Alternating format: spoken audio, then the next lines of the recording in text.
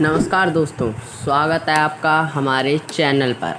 तो दोस्तों, आज हम बात करेंगे मिल्खा सिंह की जीवनी के बारे में। तो चलिए दोस्तों, शुरू करते हैं अपनी इस वीडियो को।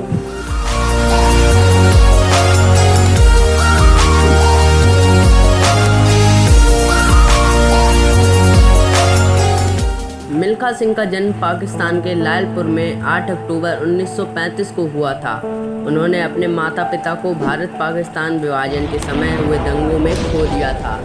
वह भारत उस ट्रेन से आए थे जो पाकिस्तान का बॉर्डर पार करके शरणार्थियों को भारत लाई थी। अतः परिवार के नाम पर उनकी सहायता के लिए उनके बड़े भाई बहन थे। मिल्खा सिंह का नाम सुर्खियों में तब आया जब उन्होंने कटक में हुए राष्ट्रीय खेलों में 200 तथा 400 मीटर में रिकॉर्ड तोड़ दिए। 1958 में ही उन्होंने टोक्यो में हुए एशियाई खेलों में 200 तथा 400 मीटर में एशिया रिकॉर्ड तोड़ते हुए स्वर्ण पदक जीता। इसी वर्ष अर्थात 1958 में कार्डिफ ब्रिटेन में हुए राष्ट्रमंडल खेलों में भी स्वर्ण पदक जीता। उनकी इन्हीं सफलताओं के कारण 1958 में भारत सरकार द्वारा उन्हें पद्मश्री से सम्मानित किया गया।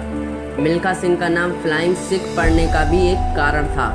वह तब लाहौर में भारत पाकिस्तान प्रतियोगिता में दौड़ रहे थे। वह एशिया के प्रतिष्ठित धावक पाकिस्तान के अब्दुल खालिक को 200 मीटर में पछाड़ते हुए तेजी से आगे निकल गए। तब लोगों ने कहा, मिल्खा सिंह दौड़ नहीं रहे थे, उड़ रहे थे। बस उनका नाम फ्लाइंग सिख पड़ गया। मिल्खा सिंह ने अनेक बार अपनी खेल योग्यताएं सिद्ध की। उन्होंने 1968 के रोम ओलंपिक में 400 मीटर दौड़ में ओलंपिक रिकॉर्ड तोड़ दिया। उन्होंने ओलंपिक के पिछले 59 सेकंड का रिकॉर्ड तोड़ते हुए दौड़ पूरी की। उनकी इस उपलब्धि को पंजाब में परी कथा की भांति याद किया जाता है और यह पंजाब की समृद्ध विरासत का हिस्सा बन चुकी है।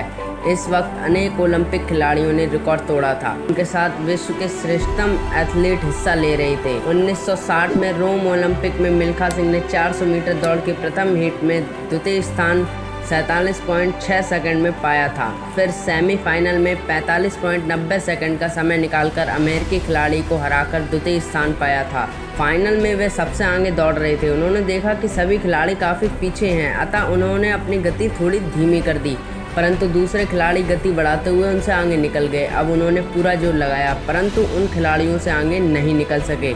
अमेरिकी खिलाड़ी ओटिस डेविस और कॉफमैन ने 44.8 सेकंड का समय निकालकर प्रथम व द्वितीय स्थान प्राप्त किया।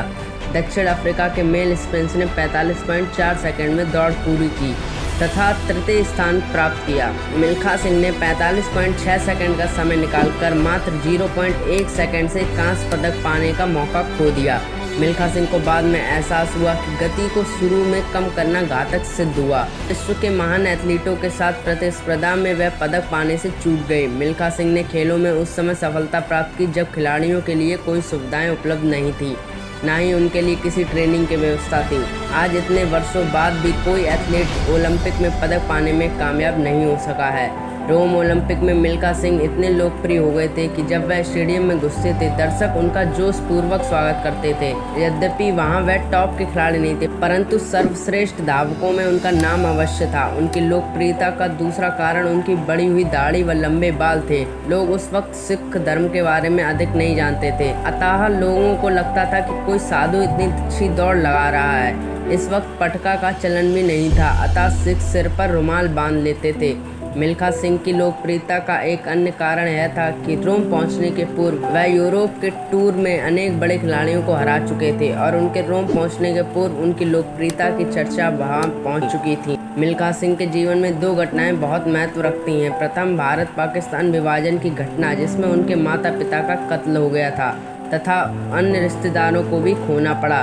दूसरी, रोम ओलंपिक की घटना जिसमें वह पदक पाने से चूक गए। इसी प्रथम घटना के कारण जब मिल्खा सिंह को पाकिस्तान में दौड़ प्रतियोगिता में भाग लेने का आमंत्रण मिला तो वह विशेष उत्साहित नहीं हुए, लेकिन उन्हें एशिया के सर्वश्रेष्ठ खिलाड़ी के साथ दौड़ने के लिए मनाया गया। उस वक्त पाकिस्तान का सर्वश्रेष्ठ धावक अब्दुल खालिक था, जो अनेक एशियाई प्रतियोगिताओं में 200 मीटर की दौड़ जीत चुका था। उस दौड़ के वक्त पाकिस्तान के राष्ट्रपति जनरल अयूब भी मौजूद थे। इस दौड़ में जीत के पश्चात मिल्खा सिंह को राष्ट्रपति से मिलने के लिए वीआईपी गैलरी में ले जाया गया। मिल्खा सिंह द्वारा जीती गई ट्रॉफियां, पदक, उनके जूते जिन्हें पहनकर उन्हें विश्व रिकॉर्ड तोड़ा था, ब्लेजर, यूनिफॉर्म उन्होंने जवाहरलाल नेहरू स्टेडियम में बने राष्ट्रीय खेल संग्रहालय को दान में दे दिए थे।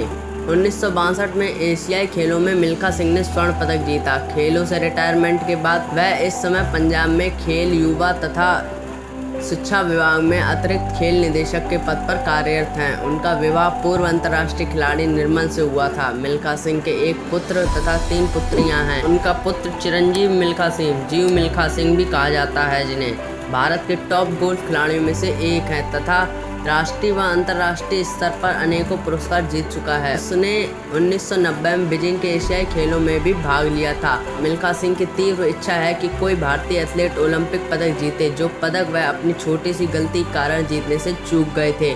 मिल्खा सिंह चाहते हैं कि वह अपने पद से रिटायर होने के पश्चात एक एथलेटिक अकादमी चंडीगढ़ या आसपास खेलें, ताकि वह देश के लिए श्रेष्ठ एथलीट तैयार कर सकें। मिल्खा सिंह अपनी लौह इच्छा शक्ति के दम पर ही उस स्थान पर पहुंच सके जहां आज कोई भी खिलाड़ी बिना औपचारिक ट्रेनिंग के नहीं पहुंच सका। मिल्खा सिंह जी की उपलब्धियां। 1957 में मिल्खा सिंह ने 400 मीटर में 47.5 सेकंड का नया रिकॉर्ड बनाया। टोक्यो जापान में हुए तीसरे एशियाड में मिल्खा सिंह ने 400 मीटर तथा 200 मीटर में 2 नए रिकॉर्ड स्थापित किए। जकार्ता इंडोनेशिया में हुए चौथे एशियाड में उन्होंने 400 मीटर दौड़ में स्वर्ण पदक जीता। 1959 में भारत सरकार ने उनकी उपलब्धियों के लिए उन्हें पद्मश्री से सम्मानित किया। 1960 में रोम ओलंपिक में उन्होंने 400 मीटर दौड़ का रिकॉर्ड तोड़ा। 1962 के एशिया खेलों में मिल्खा सिंह ने स्वर्ण पदक जीता। तो धन्यवाद दोस्तों, अगर आपको हमारी ये वीडियो अच्छी लगी हो तो वीडियो को लाइक शेयर करना मत भूलना और कमेंट करके बताओ कैसी लगी आपको हमारी ये वीडियो। और अगर अभी तक आपने हमारे चैनल को सब्सक्राइब नहीं किया है तो कर दो।